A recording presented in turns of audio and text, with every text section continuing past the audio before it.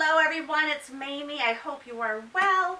It's been quite some time since I've done a video. I apologize for that. I have a ton of books to go through with you today. I don't think I've done a video since the middle of March, so I have my laptop here in front of me. So if I'm looking down, it's because I don't want to forget any of the Audible books that I listen to in my car, which I always seem to do in my videos. So I have my laptop here, and let's dig right in. The last book that I talked about on my channel was Kristen Hanna's latest book, The Great Alone, which you know I loved, and I hope by now you've all read it. Let me know in the comments below if you have. I still think about those characters and love that book so much, so let me know. And then, let's see, after that I read, it's a long title, so bear with me here. It's called Memory Rescue, Supercharge Your Brain, Reverse Memory Loss, and Remember What Matters Most. Now, I don't know how to put an insert on these videos. As you know, I'm very tech challenged, so I will list the book down below in the description box if you want to see more detail, the title and author, so you can look it up for yourself if you wish. The author of that book is Daniel Amen.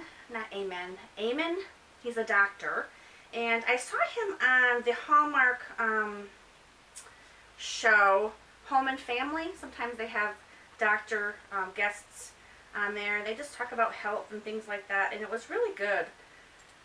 I just lost my spot here in my Goodreads, so I have to go back so I can show you, so I can tell you what I've read or listened to. It's a book about memory, obviously. It's about your lifestyle now, you know, even if you're not as young as you could be.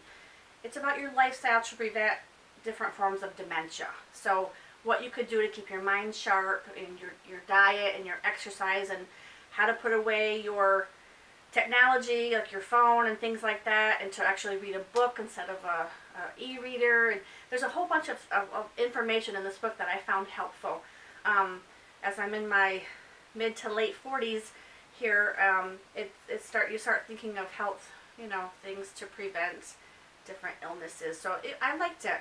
Now I'm going to start giving my ratings. I'm just going to tell you, just go on Goodreads if you want, and you can ask to do a friend request, and you can check out my ratings on there, because, you know, I'm not a professional book reviewer. I'm just a gal that likes to read. These are just strictly my opinions and my experiences in reading these books. I don't really look at the technicalities of writing, you know, all the perfection of literature. I mean, I'm not that kind of reviewer. That's why I call my videos book chats, because I just like to talk about books, especially books that I just loved and that have inspired me. So that was a good one. Then I read this cute one here.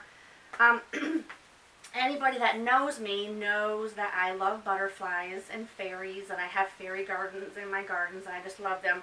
This is the cutest book called Fairyopolis, A Flower Fairy's Journal by Cicely. What's her name? Oh gosh, what is her name? Cicely, sorry, Mary Barker. And it is the cutest book. It is rather large, as you can see, and it's her journal, but they have like all these little interactive things that you can like lift up. I don't know if you can see this on here. Sorry guys, it's not the best way of showing you.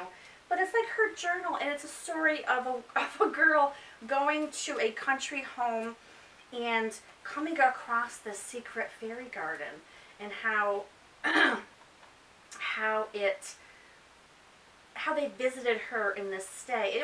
It's adorable. If you have grandchildren, or if you have little kids, little girls, excuse me, I'm so sorry, they will just love this book. My niece would love this book. That's why I loved it, because I like to share that kind of stuff with her. So very good. I have two more. There's two more in this series. They're right over there in my bookshelf.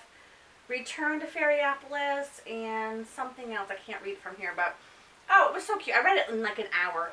It's just like you see all these cute little, you know, interactive pages, and she's got pictures of fairies and journal entries, and all the magic of the fairy garden. It's just adorable. I loved it. It was a cute little, I read it in bed one morning. I think it was a Sunday morning, and I didn't feel like getting up starting the day, so I grabbed it, and It took me like an hour, not even, and I read it, and it was just a great way to start my day. Loved it. So then I read, okay, Eleanor Elephant is Completely Fine by Gail Honeyman. I'm sure most of you have read this by now. It was fantastic. I loved it. About a quirky woman who basically turns to alcohol to deal with her problems. And she is made fun of at work. She doesn't really have many friends until she comes across this man who changes her life forever. I don't want to give too many spoilers. As you know, on this channel, I like to just give you a little quick synopsis of what it is. But I don't want to spoil it for you so you can read it yourself. But I just thought this book was so endearing, you guys. It was so cute. Some parts were heartbreaking. I mean, once you get to know why she is the way she is, it was quite heartbreaking. And there's an interesting twist at the end that I did not see coming at all. But I fell in love with Eleanor Elephant. I so want to be her friend. I thought it was a fantastic, fantastic book. A great book for summer especially. So pick that up. It's really good.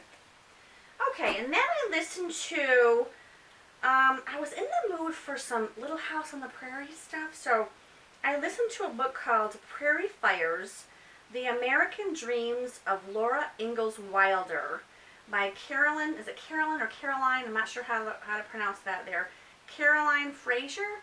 And it's a book, it's a nonfiction book of Laura Ingalls Wilder. And I'll say it was, the narrator was fantastic. It was, it's more of the true story of Little House on the Prairie. Because, you know, the books that I read as a kid and the show when I was a kid, we used to watch Little House on the Prairie. It's very romanticized and it's very, you know, sweet and quaint. But this book shows all the hardship in all the, oh, it was tough. It was tough what these people had to endure. But I really enjoyed it. I thought it was very well done.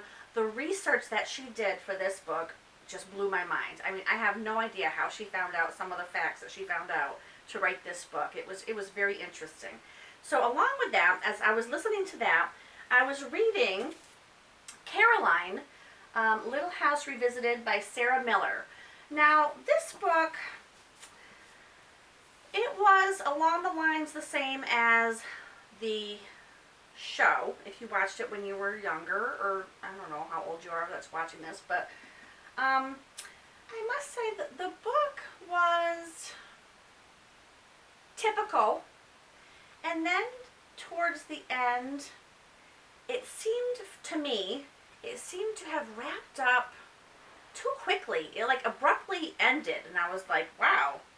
Because like the first 3/4 of the book, I'm not saying it dragged, but it just seemed to be like, okay, a story, just, you know, an even story, but in typical stories of Little House on the Prairie, about them moving and the hardship of moving their whole house in a wagon, and, you know, with the weather, and then dealing with illness and not having the proper medication and the proper, you know, there wasn't much food. What they packed to go was their food. It would, you know, it's very hard life it was back then. But and then towards the end of the story, it just ended weird. I just thought it was just, I don't know.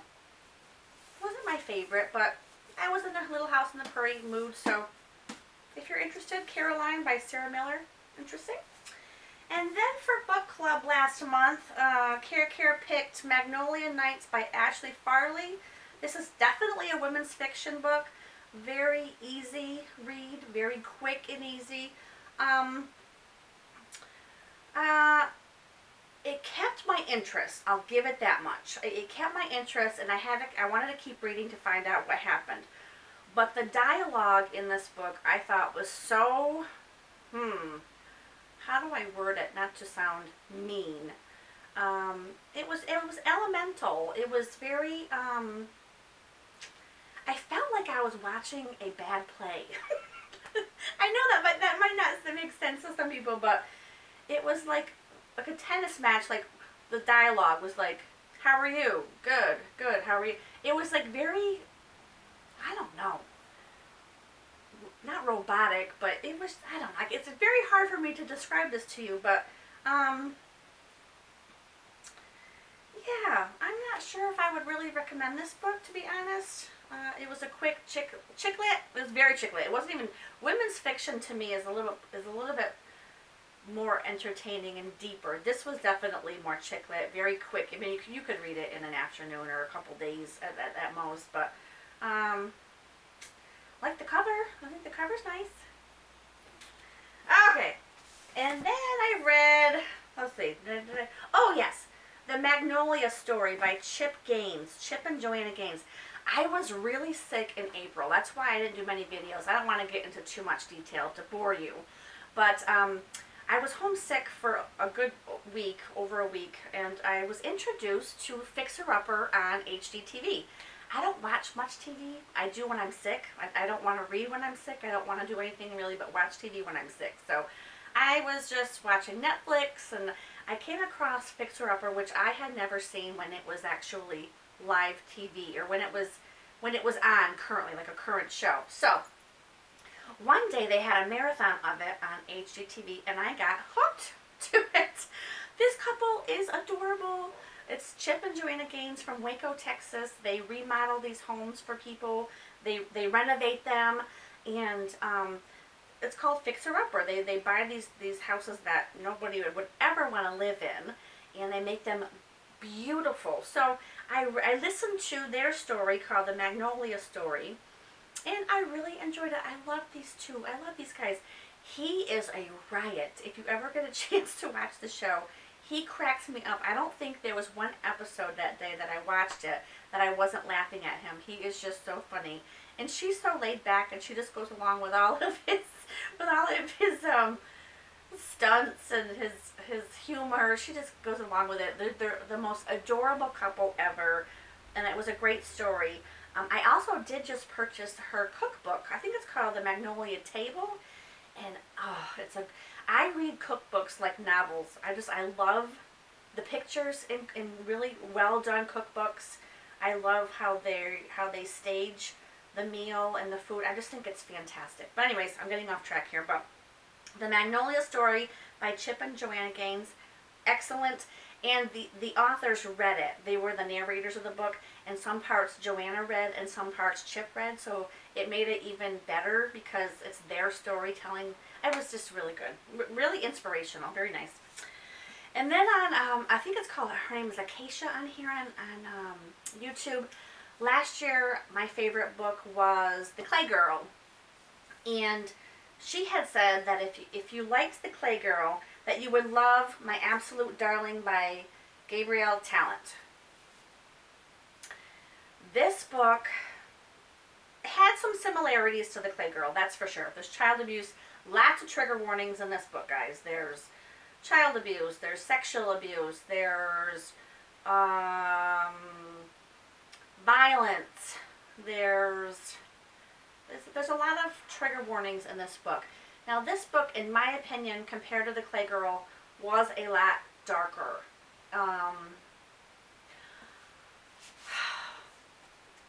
It was the very beginning, the first half of the book, for me, not for everybody, I'm sure, it was a little bit, what's the word I'm looking for? Too descriptive. I love description.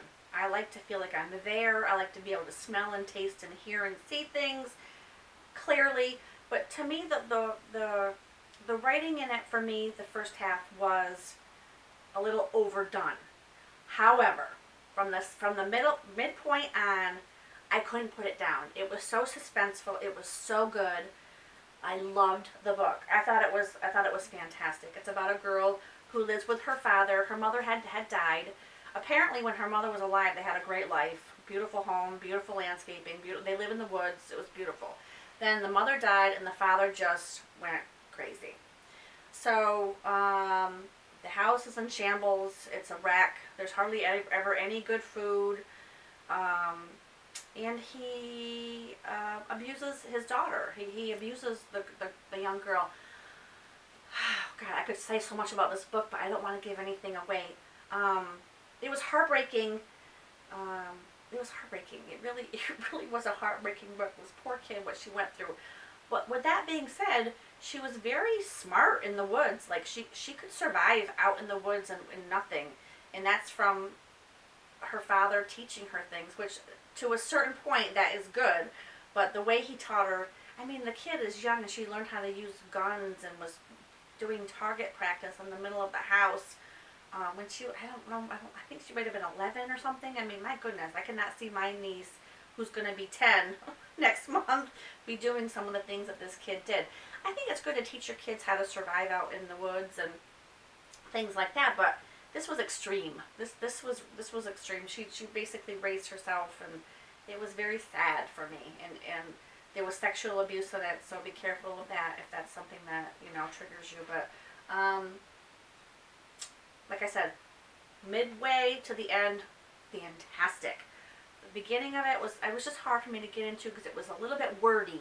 The book was a little bit wordy for me, and I'm like, okay, come on, like, just get to the point here. So that's how I felt. But other than that, loved it. I thought it was a fantastic book. Pick it up and let me know what you think. But just be careful because it is dark and it is sad.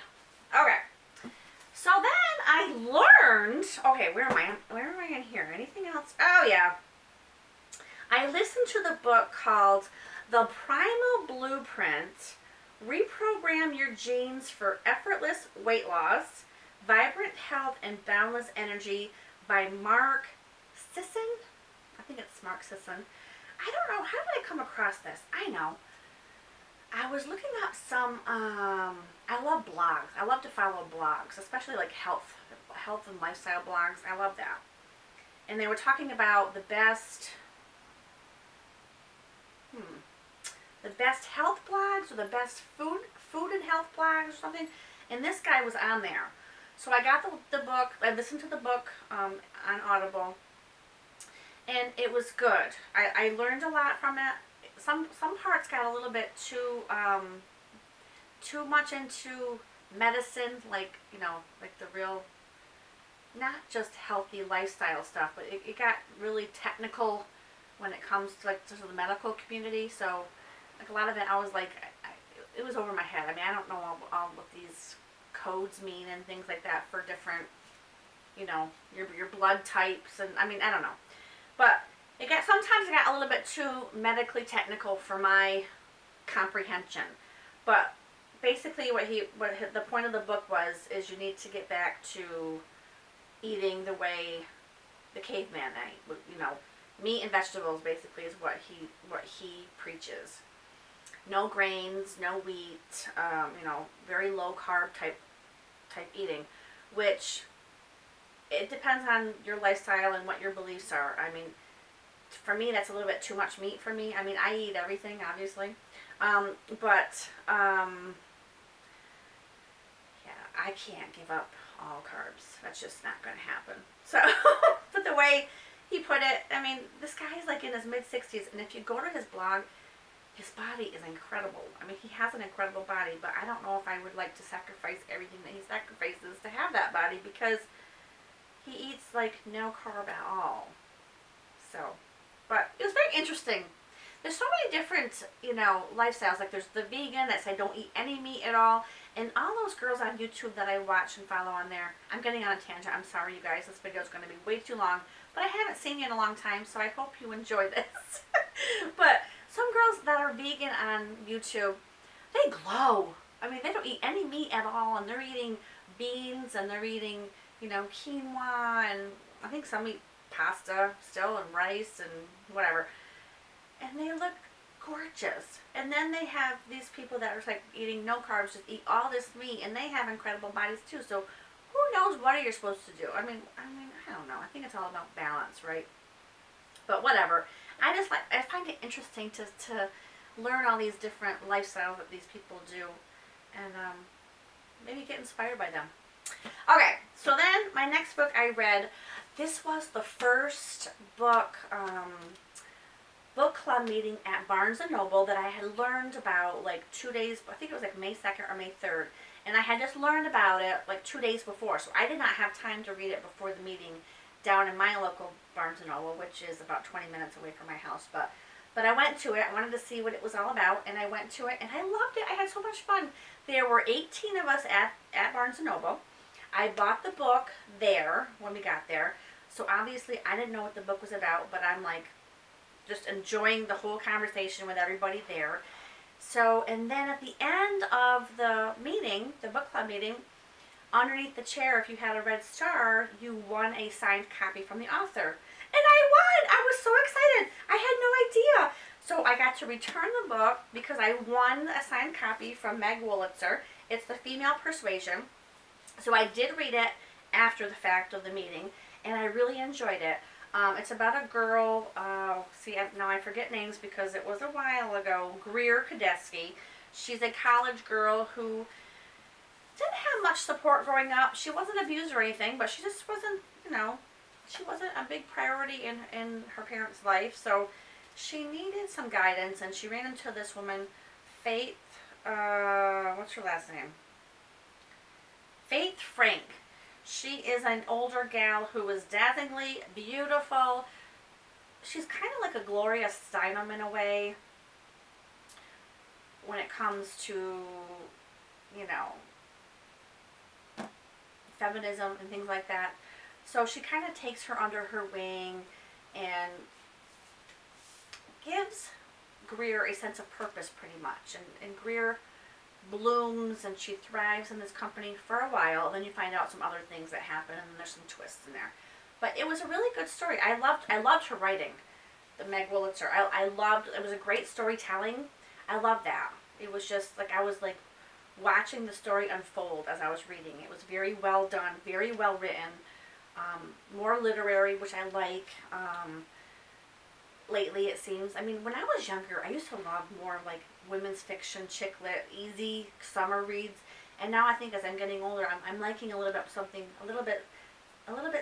deeper, a little something deeper. How am I wording this right? A little something deep, a little deeper, a little. I can't cut this out, so I'm just gonna roll with it. I like something deeper, a little more literary. How's that? Okay. So, anyways, this was a good book. I liked it. I think I will pick up her other book, The Interestings. I never read that, and I've seen it a lot on YouTube. So, if you've read this, let me know. And then, my final book that I've read since I last spoke to you, I think, is that it? Is that everything? I'm just looking at my laptop, guys, so forgive me. Yep. So this is my favorite book of 2018 so far. Oh my God, I love this book. I love this book. It is The Heart's Invisible Furies by John Boyne. This was fantastic. It's huge. It's, 580 pages. Quite a tome, if I do say so myself. This is my first John Boyne book, but I will guarantee that I will read more of his books because storytelling at its finest, right here. Best book for me so far this year. And it's June, 3rd, 4th? I don't know what day it is. 4th, June 4th. So I'm just about halfway through the year, and this is my favorite so far. And when I love a book, I have to I have to hug it. It was so good, you guys. You have to read it. Cyril Avery is a boy who was born out of wedlock to an Irish girl. It was set in Ireland. What's the year? Oh, God. I don't even know what year it is. I forget. 40s. The 1940s to today. The story goes from the 40s to today. And it's his story of, he's narrating the story of his life, like how he learned of his existence. And so it starts when he's a young boy. He's adopted by these people who are very, very odd. They're not cruel people by any means, but definitely different people. For people who adopt, you would think that they're dying to have a child, right? That they would love to be parents and they're going to love this kid for, They didn't quite do that, but, he had a good life. He didn't go hungry. He was well fed and clothed and had, education and things like that, but they were just different parents than what you would expect adopted parents to be. So it goes through his childhood up to, I think he's in his 70s when it ends. And it is the best story ever. I loved it. I don't want to tell you anything. Just that it's a story of Cyril Avery in Ireland, set in Ireland, but it's also set in, I think Amsterdam. There's a part in Amsterdam, and maybe even the U.S., New York City, I think, for bits and pieces of the book as well.